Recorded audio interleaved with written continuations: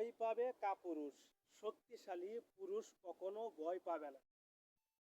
মিথ্যা আশ্রয় নিবে না, মিথ্যাবাদী লোককে কোনো সময় আশ্রয় দেবে না।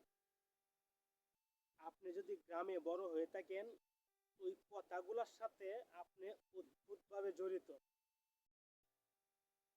আপনি ভালো কাজ করতে চাইবেন এই বাংলাদেশে, তাহলে দেখবেন যে আপনার পিছনে অসংখ্য শত্রু লেগে যাবে।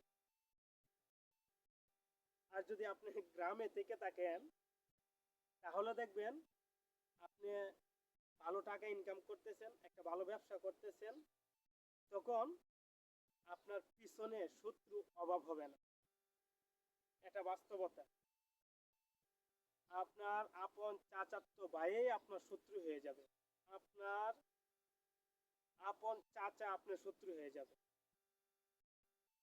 এটা চিরন্তন সত্য কথা। গ্রামের মানুষ তখনই ভালো, যতক্ষণ না পর্যন্ত আপনি জায়গা জমি না মাপবেন। জায়গা মাপতে যাবেন, তখনই আপনার শত্রু হয়ে যাবে।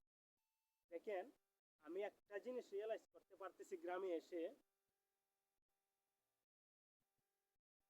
কেস বুঝে বলি, মামলা মোকদ্দমা একটু বেশি হচ্ছে গ্রাম অঞ্চলে জায়গা জমি সংক্রান্ত বিষয় নিয়ে।